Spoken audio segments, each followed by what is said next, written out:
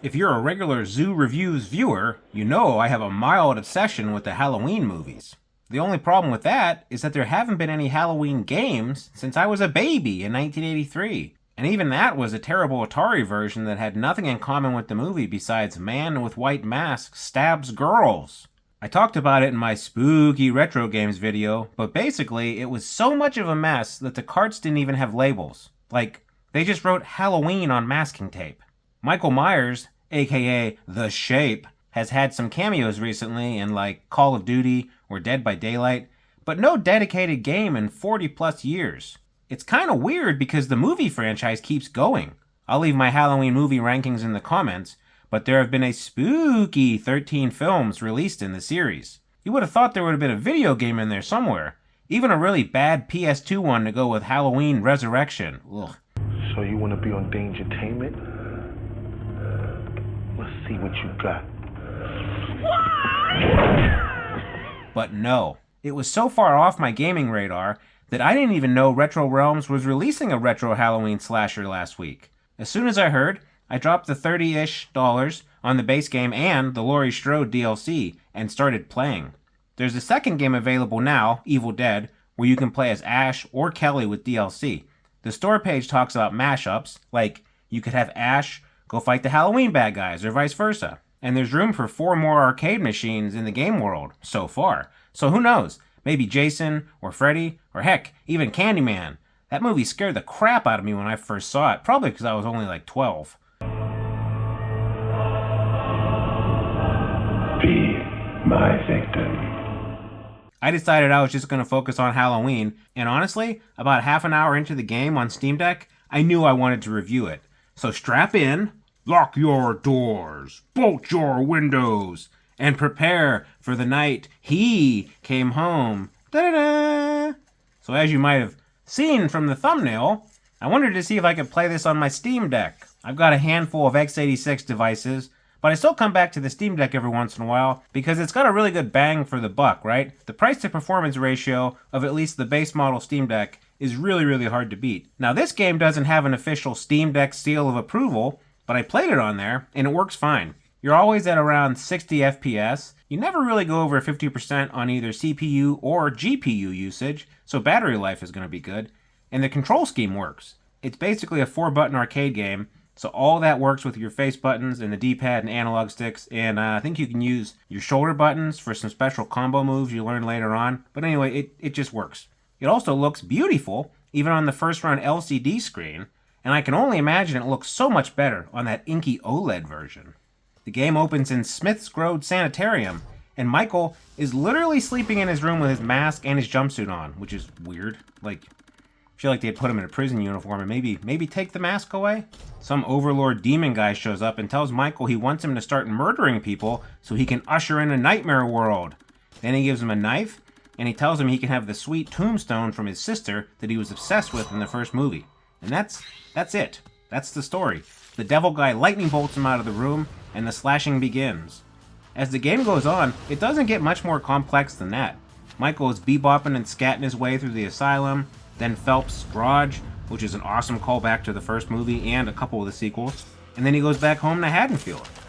There are a ton of callbacks and little jokes, so it's clear the creators are Halloween fans. You fight some weird bosses, and eventually get into some scraps with Dr. Loomis and Laurie. Laurie is a DLC character, we'll cover that later, but Dr. Loomis is just the boss. Hopefully we'll get Dr. Loomis in the future. Devs? Please? Think about it. He could pistol whip as his melee attack, and he can shoot his revolver 6 times? I shot him 6 times! What? I shot him 6 times! I shot him in the heart! Can't have gotten very far. Come on. I shot him 6 times! For his ranged attack? Please. Please. The gameplay itself is pretty standard hack and slash. It's like Metal Slug, but with a melee weapon, which is actually kind of amazing.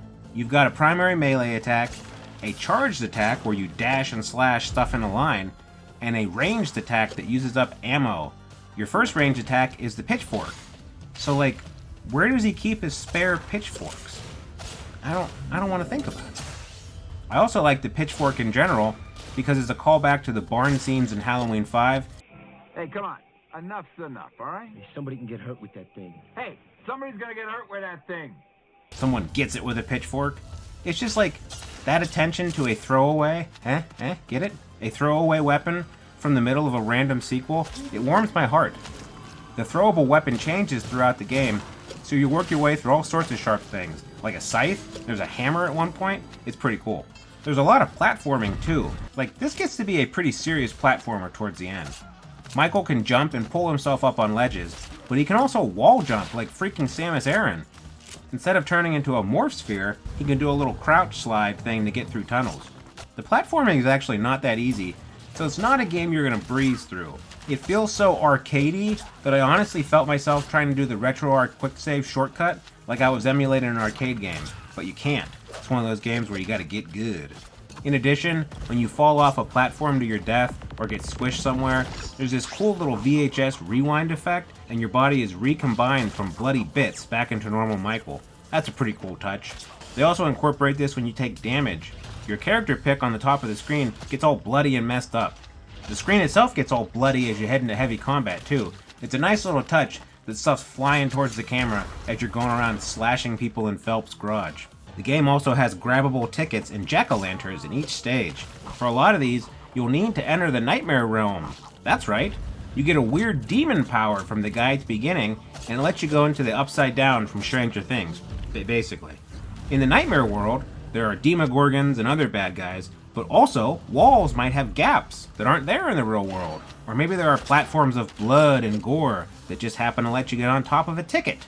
It's pretty cool, and it's actually kind of fun. The music in this game is top notch. They take the basic Halloween theme and scale it down into an 8-bit bop.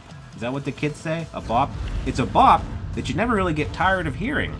It sounds great in the game, but there's also this cool transition in the arcade overworld. We'll talk about that next. And it's just super slick, and it kind of draws you into the game on a couple different levels. Sound effects are also pretty cool in this game. Slashing bad guys, or I guess you're slashing good guys since you are a babysitter murderer. Man, don't think about the morality of this one too long. Ugh. Anyway, slashing guys, I guess gals, has both a goosebump causing knife noise and a satisfying squelch. That's a word. It's really well done, and just like with the weapons and stages, there are some little callbacks to the movie. The only disappointing sound effects I noticed were in the overworld. Your walking noise honestly sounds like stock sound effects you could get for free online, or something that just comes shipped with the Unreal Engine dev kit. Anyway, speaking of the overworld, the meta layer of this game takes place in an abandoned arcade. When you first start, you're in like an FPS mode and you walk into a room with 2 arcade machines.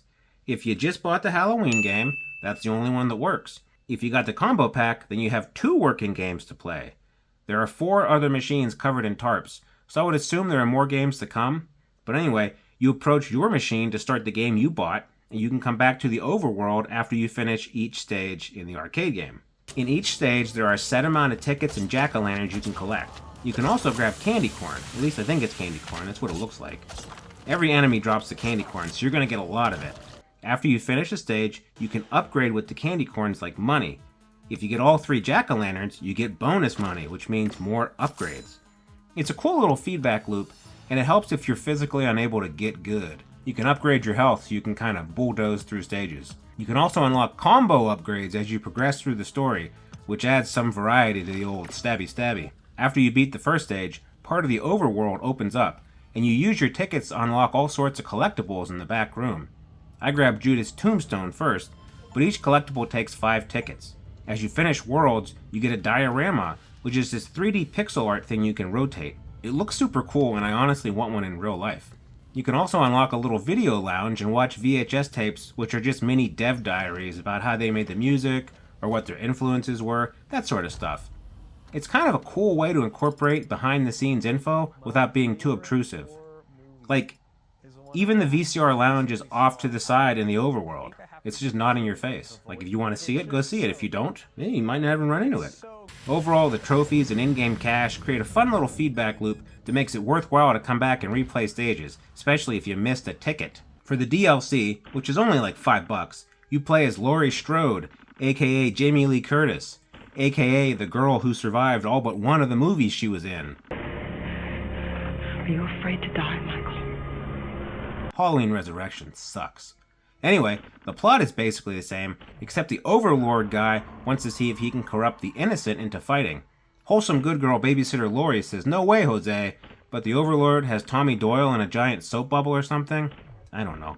Without Tommy Doyle, we don't get Paul Rudd in his first movie appearance. Kind of. I think Clueless was released first, but I think he filmed Halloween before it. I don't know which one counts as his first movie. Anyway, Lori loves Paul Rudd, so she agrees to go around fighting with her knitting needles. I love it. Lori plays totally different from Michael. Whereas Michael's lumbering around, albeit faster and more agile than the movies, Lori is a freaking ninja. She can air jump in addition to her wall jump, and her attacks are super fast. Her charge attack lets her throw a 3-way knitting needle spread, which is way more helpful than Michael's charge attack in my experience. Her ranged attack at the beginning is a thrown knife, which is almost kind of pointless because she has that charge attack, but overall, it's a really distinct combat feel compared to Michael. Her ninja jumping also helps you collect any tickets you might have missed. While her upgrade tree is distinct, the tickets are shared. So if bulky Michael couldn't quite grab that last ticket because maybe you're not great at jumps with him, maybe Lori can do it with her double jump. Lori also has different power-ups that basically do the same thing as Michael, but the cosmetic differences are cool. Like for health, she just picks up a tab soda, and there's a little pop tab opening noise when you snag it.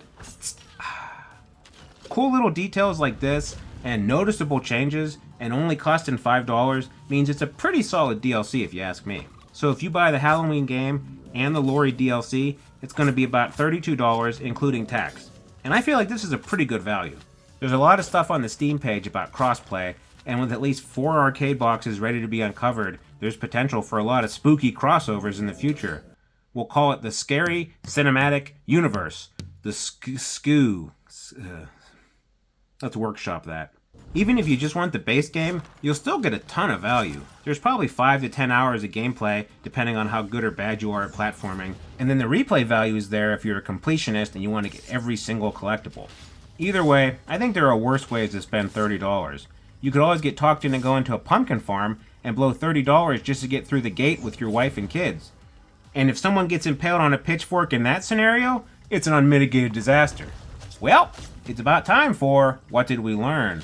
And we learned that the devs behind RetroRealms Halloween are actual Halloween fans, which is pretty cool. They've made a really tight hack-and-slash arcade platformer that has a ton of callbacks to the original movies, from weapons, to the music, to stray characters, like freaking Big Joe Grizzly from the bad Rob Zombie movie. I got a Taco Deluxe Supreme talking back at me, so I'm gonna be a while.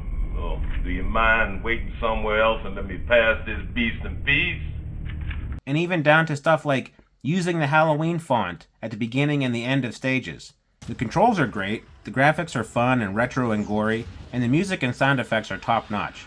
It plays great on a SteamDeck, so no trouble there, and you can have a ton of fun at home or on the go, trying to collect all sorts of stuff and trick out your arcade. This game has a lot of expansion potential, both with other horror series and within its own universe. Seriously, give me a Dr. Loomis playable character, and I will have my credit card out so fast your head'll spin.